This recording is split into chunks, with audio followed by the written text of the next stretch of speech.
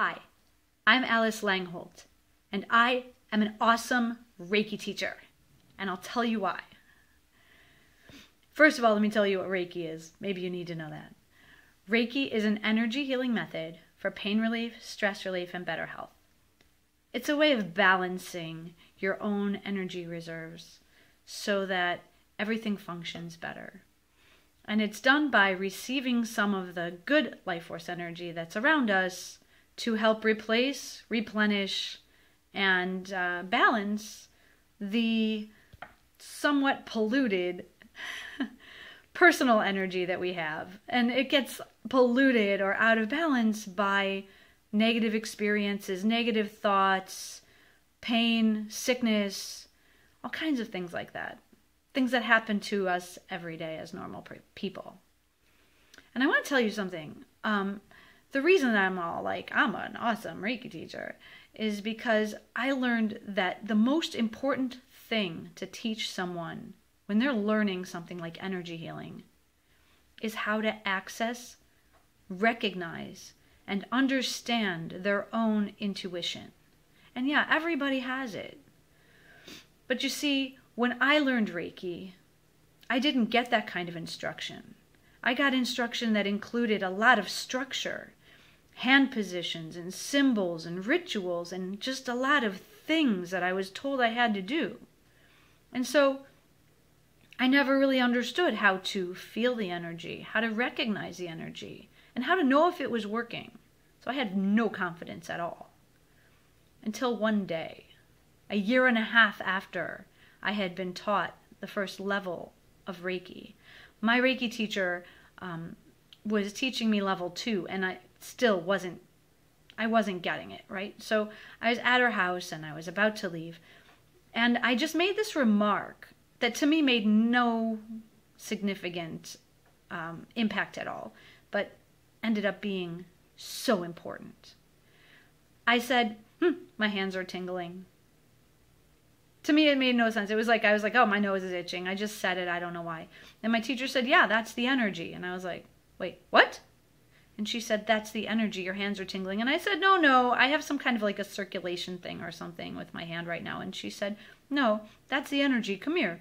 And I was like, okay. And she laid down on her massage table and said, scan me. And I was like, scan you. Okay. So I moved my hands above her body and down her body and everything. And not on, just above, right? And I didn't feel anything. And then I felt tingles and I didn't say anything. I just moved them back and there were no tingles. And I put them where they were and there were the tingles again.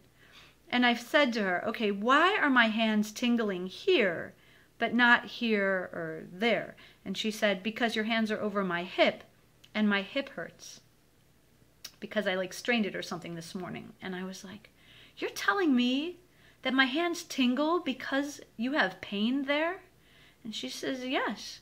And I was like, oh. And then I had to know more. I became a scientist. I started scanning a lot of things. I scanned myself. I scanned other people. I had to know if this would be consistent and if it would work every time. And what happened is, as I started to observe the ways in which my hands would tingle or not tingle, I started to notice different kinds of tingles happening. There were prickly tingles and effervescent tingles and staticky tingles and tickly tingles and all these different kinds of tingles. And I realized that they meant something. The tingles are actually a language through which my intuition was communicating with me. And so a prickly tingle to me feels like pain. It means pain. When somebody has pain, I feel the prickly tingle. And a tickly tingle means something else. And I have a certain tingle that means grief. And I started to realize there's a consistency to the tingles, and that the information that's coming through to me is a language that helps me understand the way the energy is being received by this other person. And as I studied more, I realized and I learned that there are other ways in which intuition comes to us. There are 4 main ways. There's visually, there's sentiently, which is that tingle sensation I mentioned, and there's through the hearing, and there's also through the knowing, like when an idea pops into your head, or you just know and you don't know how you know. So once I became aware of these kinds of intuitive channels, I was able to observe the different things that I experienced during a healing session and what it was trying to tell me. So now when I teach Reiki, I don't teach it with symbols and hand positions and rituals and things you have to do. The first thing I teach is how to recognize your intuition. And then how the energy feels to you. Because you're working in an unplugged way then. Straight between you and the energy. And this is an unplugged approach, and I call it practical Reiki. And I teach it online, and I also teach it in person.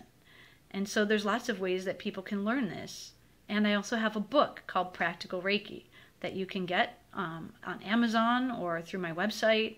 And you can learn more about this because this is the best, fastest, and clearest way to learn to access powers for healing that will change your life. Because Reiki helps balance you so it relieves pain, relieves stress. It helps you be a healthier, happier person. And it worked for me. And now I teach people and it works for them. And it's the most fulfilling and wonderful job a person could ever have. So please go to my website, practicalreiki.org, and look up my book and find out more about learning practical Reiki. Thanks for your time. I hope to see you soon.